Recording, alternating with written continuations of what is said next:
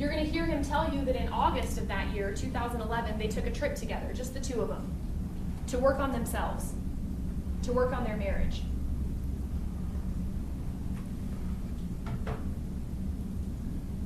And by all accounts,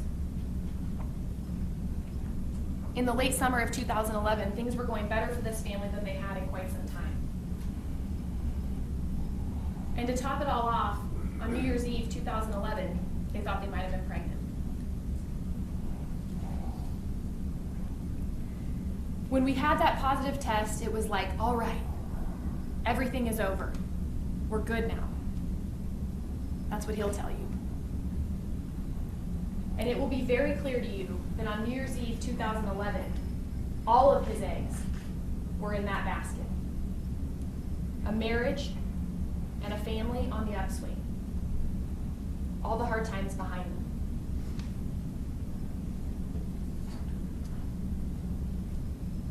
And on the morning of December 31st, 2011, what you're going to hear is that things started to unravel. A couple days earlier, Ashley Fallis had gotten what they believed to be a positive pregnancy test, a faint positive result on a pregnancy test that she had taken.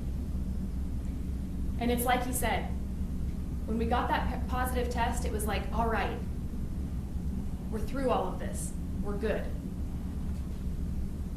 But what you have to understand is that it was actually somewhat unusual for Ashley Fallis to have gotten a positive pregnancy test, because just a couple of days after she had their youngest son, Blake, almost 4 years ago at that point in time, she'd had her tubes tied.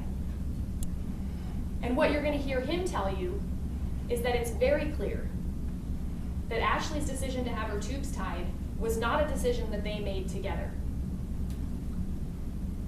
In fact, what he'll tell you about that is that it was her mom's decision. That her mom convinced Ashley to have her tubes tied. Her mom never thought that her and I were going to work out. Her mom had convinced her to get her tubes tied after our son Blake was born. And instead of talking to me, she took her mom's advice and she got her tubes tied. Because she didn't want to risk getting pregnant again and having the dad not be around.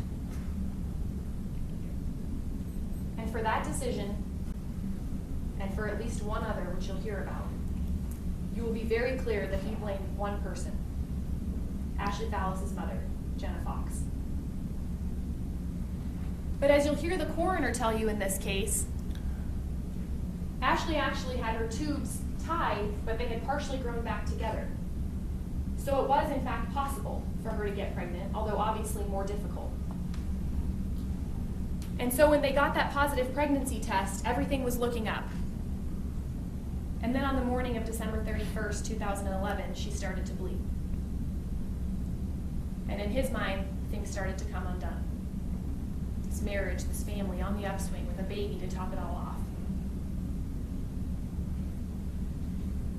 So that day she took 2 more pregnancy tests and they both came back negative.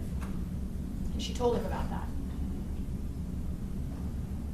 She came out and she told him, well, I guess I can have drinks with everybody now. I'm bleeding every time I go to the bathroom.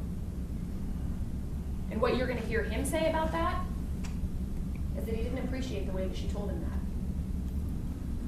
that. It was really disrespectful, he told her. Not just disrespectful to me, disrespectful to you, to us, to what we're working